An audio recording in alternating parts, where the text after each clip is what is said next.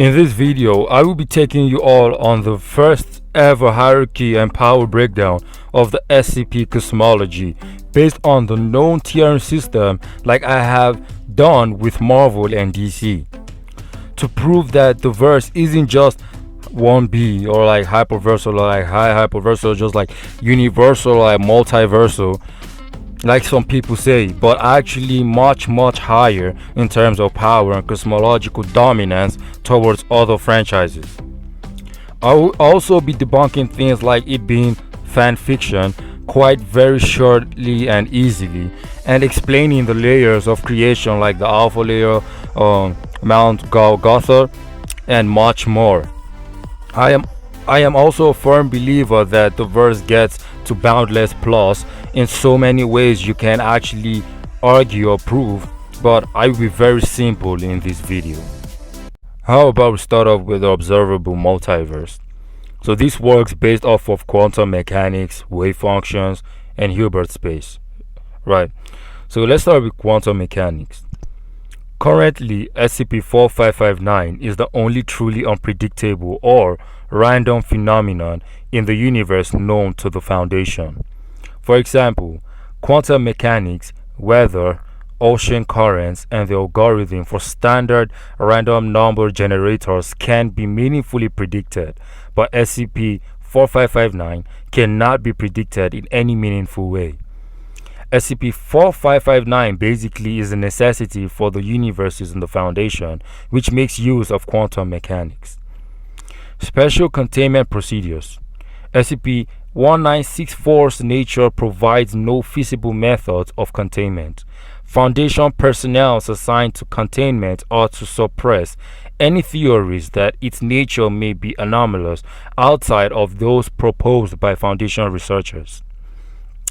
The description: SCP-1964 is the phenomenon of mass in quantum physics. Given that gauge bosons are required to have unbroken gauge symmetry, this phenomenon runs counter to our understanding of physics. It fundamentally breaks gauge symmetry, and no mechanism as of yet been discovered which allows this. The mass exhibited by such particles as the W and Z bosons has gone unexplained by scientists. The best current theories return nonsensical infinite results when mass is given to these particles, while SCP-1964 is the concept of mass in quantum physics. Let's move to wave functions. Wave functions. 2D classes just had their necks snapped, and the third is giving his all to the most important staring contest of his life. He is Amy pounding it, blinking one eye at a time. I've been told that doesn't work, but Crunchy isn't moving. Why wouldn't it work? After all, we don't know, because we don't know why Crunchy can only move when no one's looking. If it is some sort of quantum wave function thing, then the Amy Pond thing should work. Of course, it could have nothing to do with quantum wave functions. Maybe he's just shy. I know this is talking about the observable multiverse because of the SCP class, which are D class. It varies based on power. And on top of that, every single structure from Big Bang to strings exists in a single universe. Hilbert space / infinite dimensions. According to the superposition principle of quantum mechanics, wave functions can be added together and multiplied by complex numbers to form new wave functions and form a Hilbert space.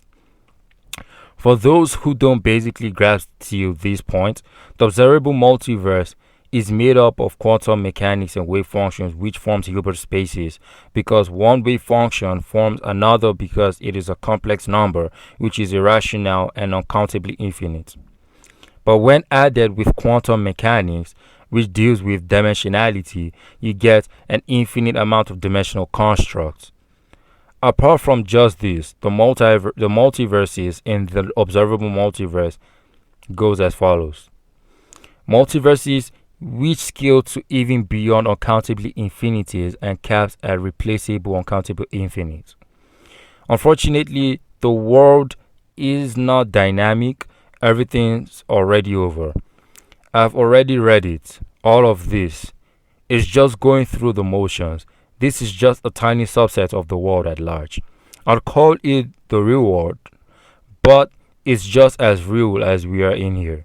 The larger space that we are in, much larger, in fact, uncountably infinite expanses in uncountably infinite dimensions.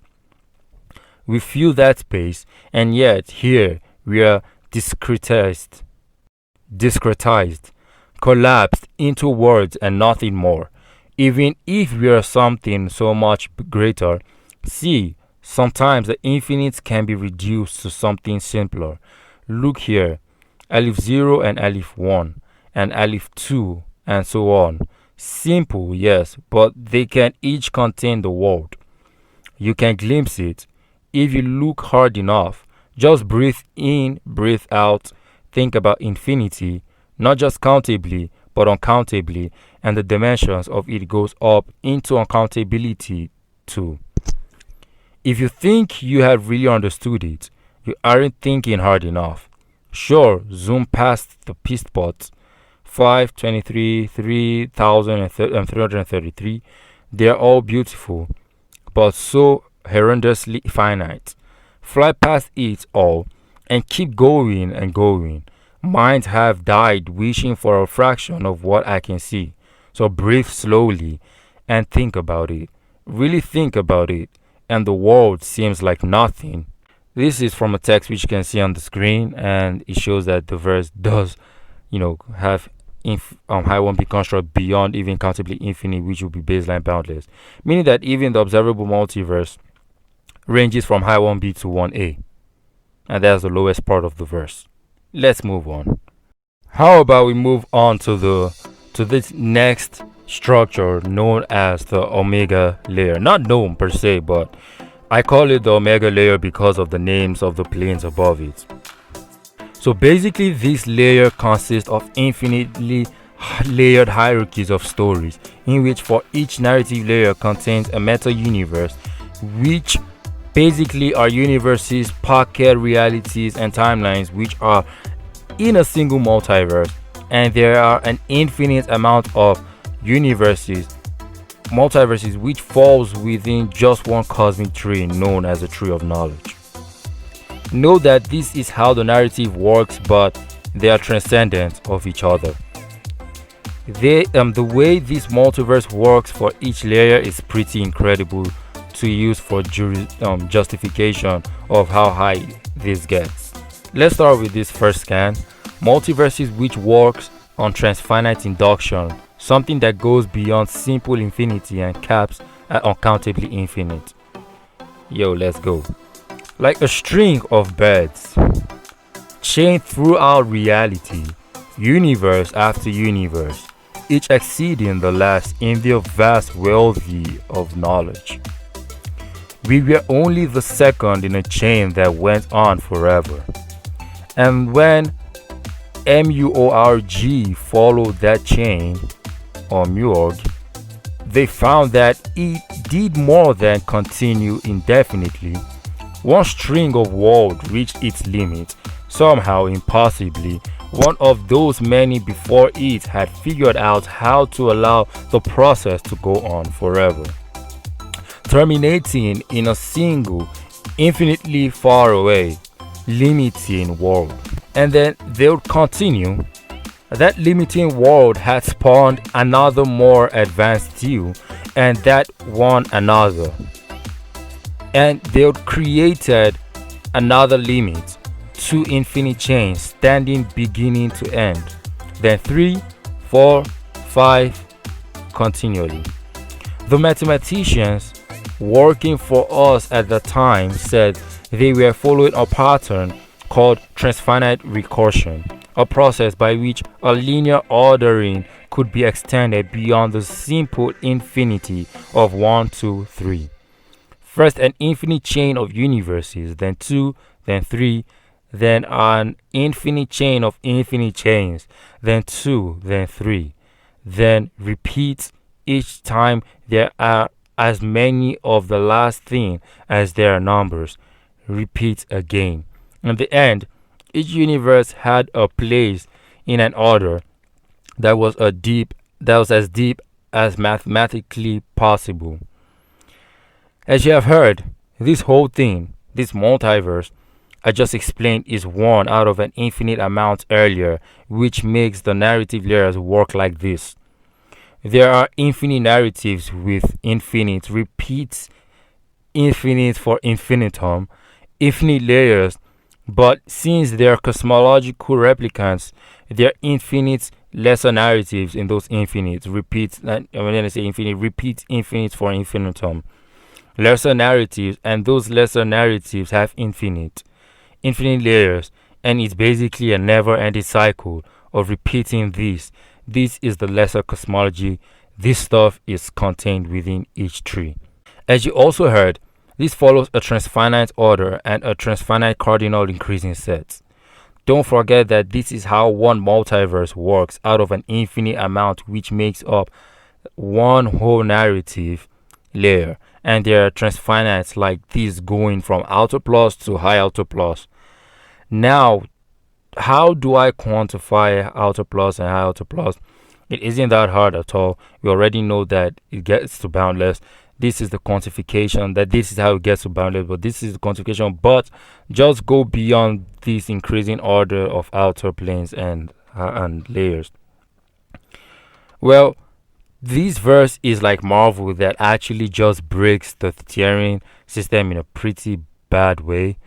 This would have just been outer plus if it was stated only to be ordinarily infinite, but like eternity, this stuff is ordinarily transfinite and transcendent, meaning it is basically infinity and greater infinity with aleph layers, which is basically beyond hierarchies of the concept of infinity.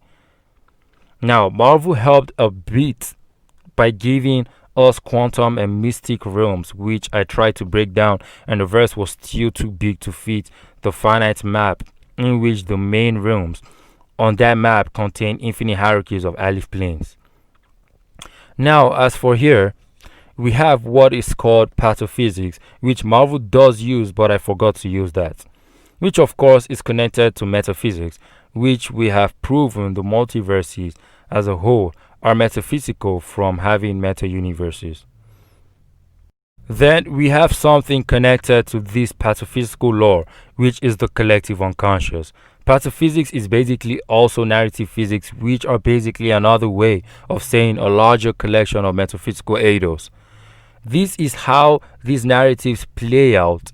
They are transcendental metaphysical realities which are based off of pataphysical laws via the collective unconscious. Before we talk about the pataphysics, collective unconscious, and Plato's archetypes, let's talk about the fifth plane. 5D is also aleph space.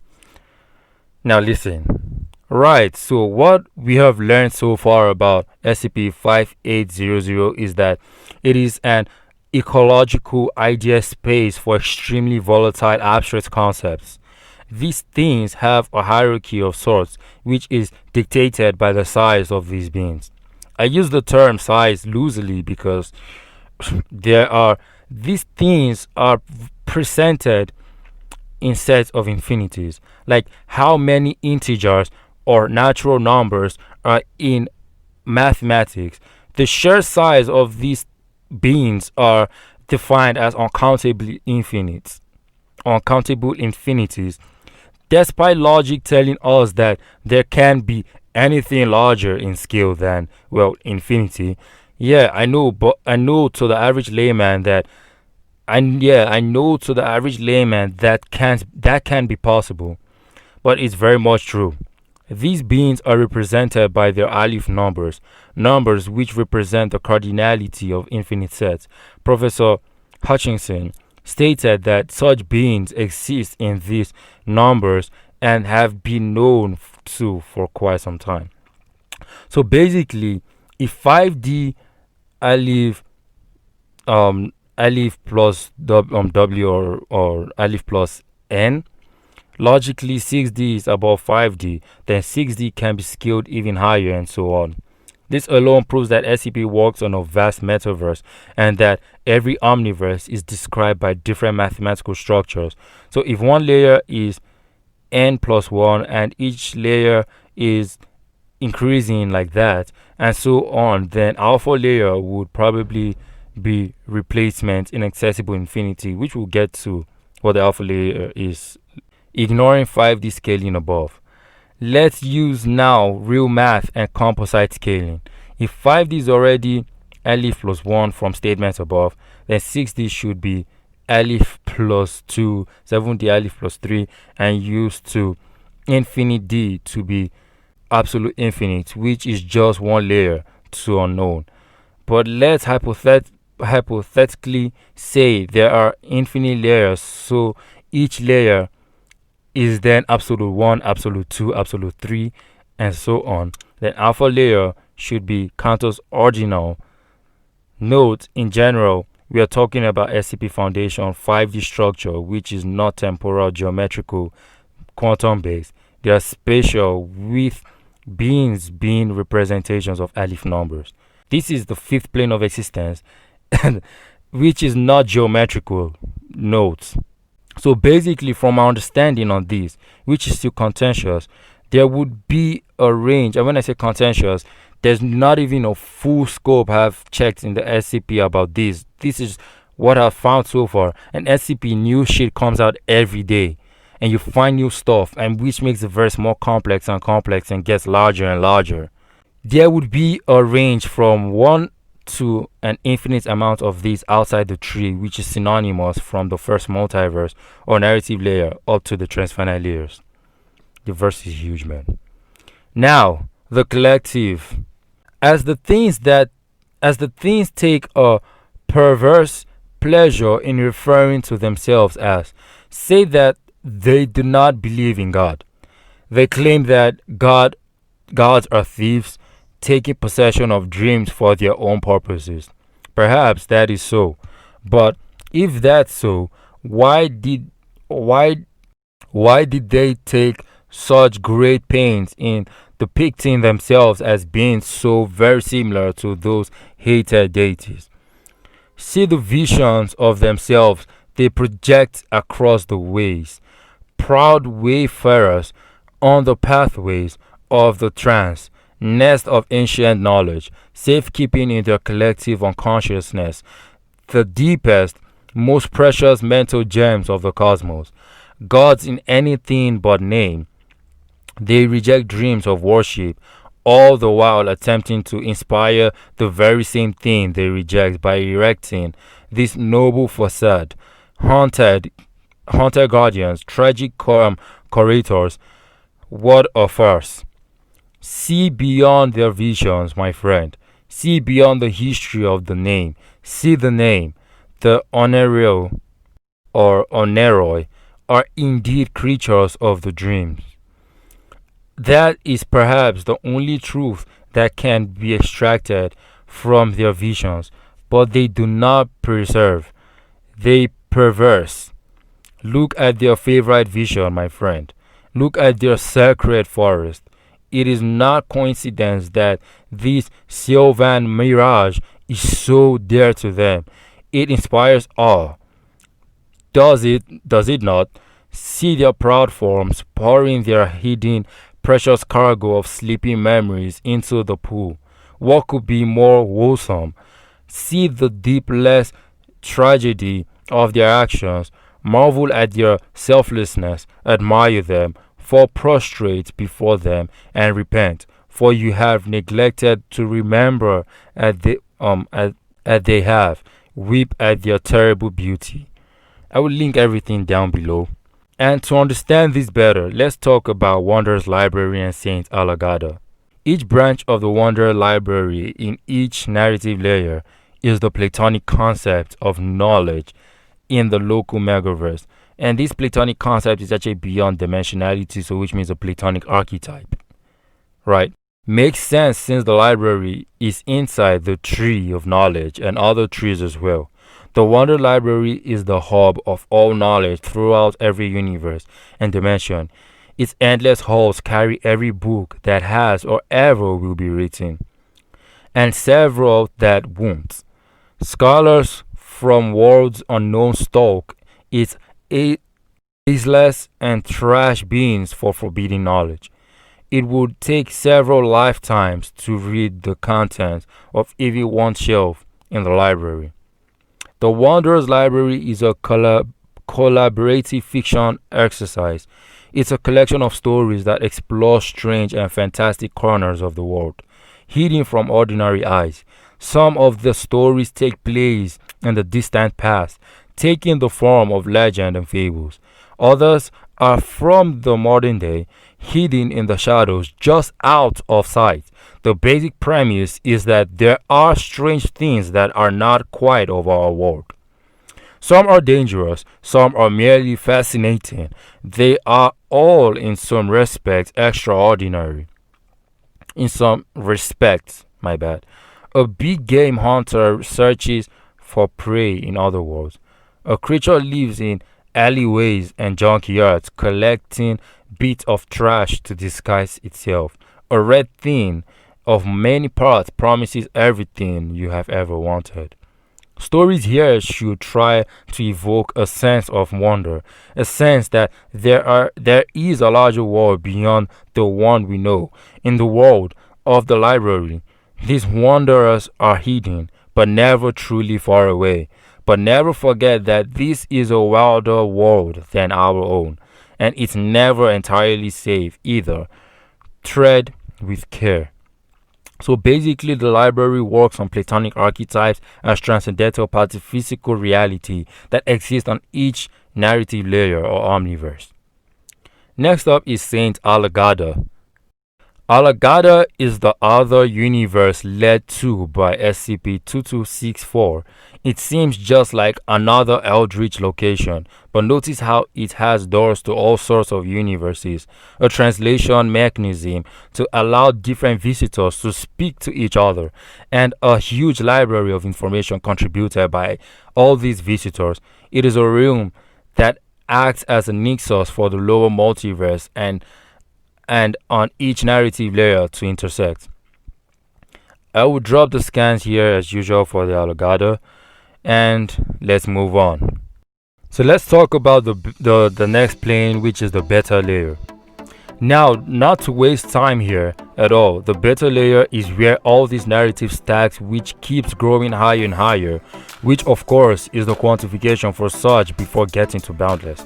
These stacks are seen from here as fiction totally beyond these stacks. This is not some normal fictional gap. This is a realm beyond outer and high outer structures beyond them, and views it as complete story, since normally each narrative stack views the previous as fiction, with an aleph transcendent increasing ordinarily, transfinitely. And so the beta layer is baseline boundless. Then next up we have the alpha layer. So from the alpha layer, everything is just like one little narrative, and this is where the Swan's proposal, which is actually the real life authors work from, right? The gist of this update is the incorporation of Dr.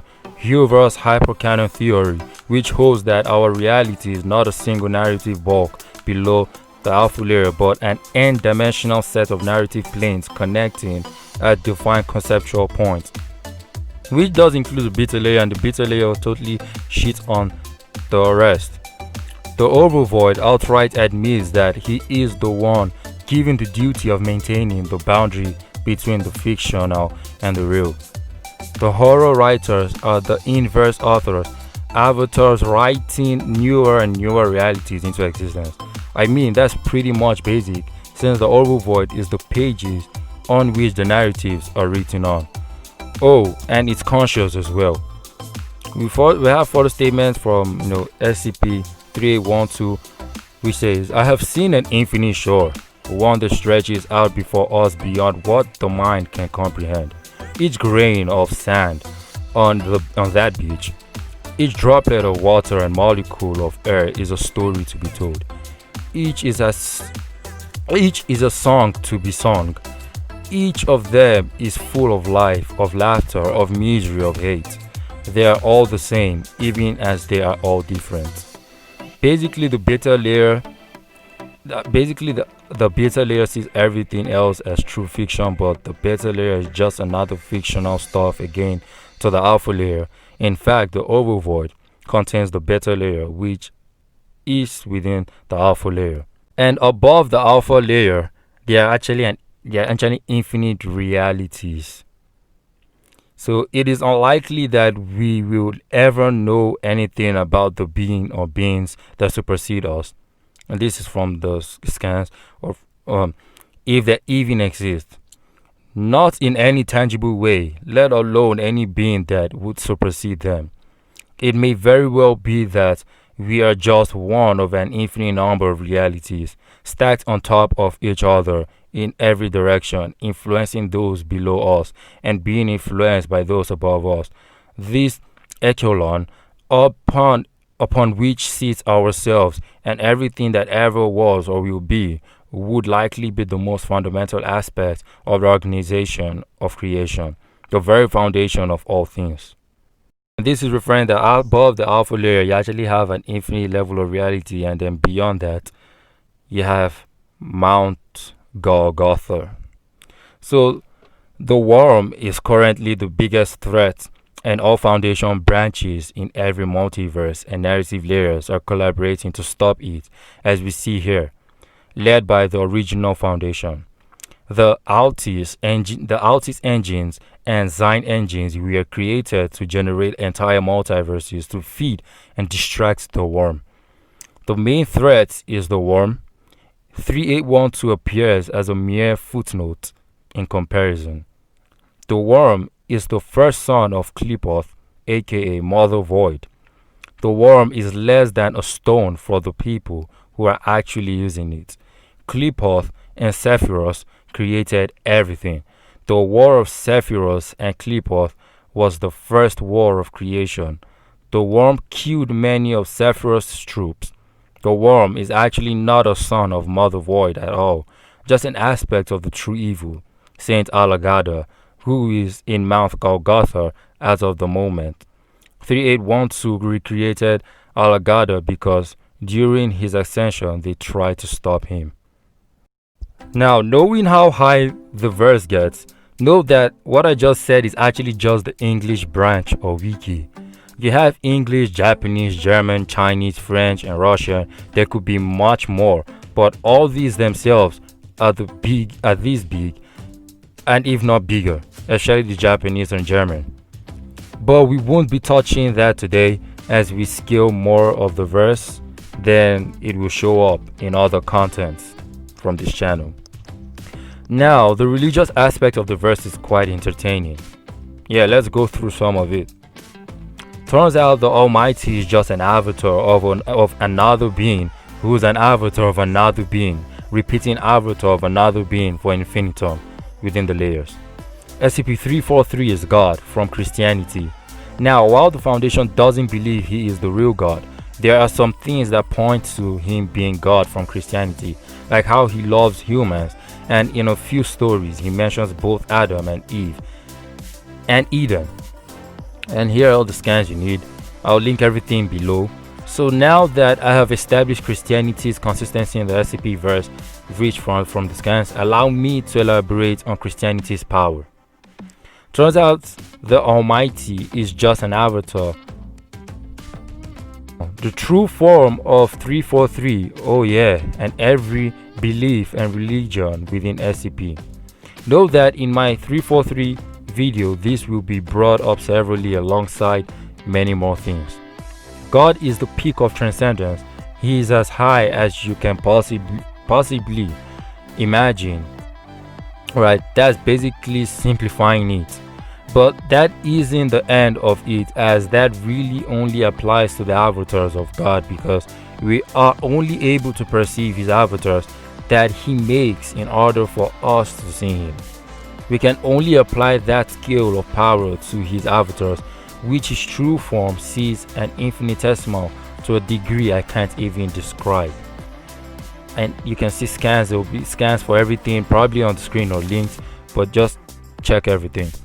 The cosmos, the universe they're in, is described as boundless, this just means it's without boundaries or it's infinite. Time is also described as this. Also, fun fact, it says in the article, the foundation can kill gods. More religion stuff, right? 343 is directly stated to be the Abrahamic god in these stories. Here are some screenshots for the god stuff. And if we are technically speaking, they're bound by all those lesser realities and narratives existing throughout all of them, but they're still on par with the avatars of gods, which should get them to the peak of transcendence but not beyond transcendence. So yeah, Christianity gives SCP busted scaling, even more so than the obsolete non-dualism. I mean, Christianity overall has the far better scaling. Plus, it exists in a lesser narrative and lesser realities, including the archangels and all that other stuff. So Christianity has technically got SCP to places I couldn't even imagine it could go. It's as high as you can possibly get it into boundless, which this stuff, the best part is not boundless but a high out reversal. Best part is while God, aka 343, doesn't exist in the lesser realities and narratives, yeah, which is boundless because the lesser realities are the narratives, really. So, yes, boundless. People such as the archangels do. Humanity in the SCP verse is a race of gods. They are beyond concept and reality. Is it really bigger on the inside or did we teleport? Victor asked, rising to his feet. It's a pocket dimension, a whole itty bitty multiverse that we can take on tour with us. She replied enthusiastically, hopping out of the pit.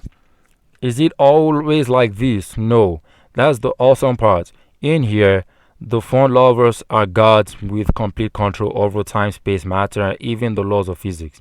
One time, they lowered the speed of light down to under 10 miles an hour, and you could feel relativistic effects just from walking around. Then this other time, humans creating entire pocket universes and gods. 2. He began to pull down various antiques, maps until he found the one he wanted. It was a map of the Yesod multiverse, one of many such multiverses depicted as a tree. It had 21 main buffs representing the known hubs, each with dozens, if not hundreds, of branches. The Flutter universes were depicted as stray leaves. Humans storing entire multiverses as maps, and multiverses in SCP range from 1A to high 1A. The cosmos are described as boundless, in the context meaning the universe is infinite in size. Pataphysics exists in SCP, and pataphysics sees metaphysics as metaphysics sees normal physics.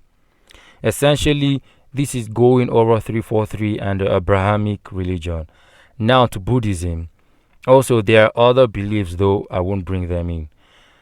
I shouldn't need to explain this because I've shown it. No. Also, Tao exists in Buddhism. The legit Tao avatars are boundless.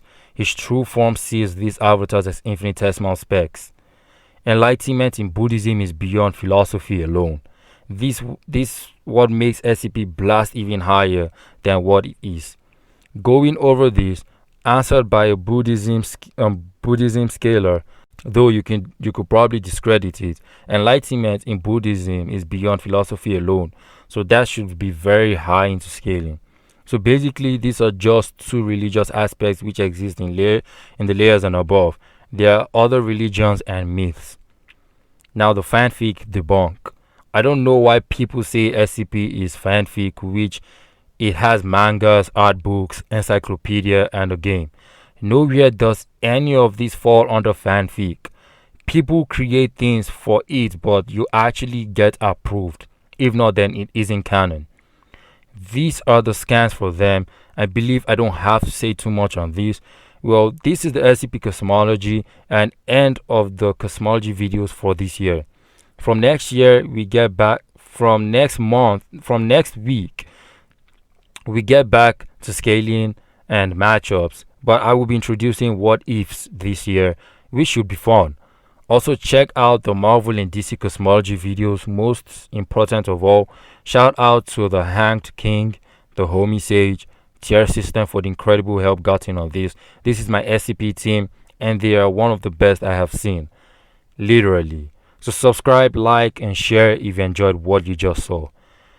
See you next time. Peace.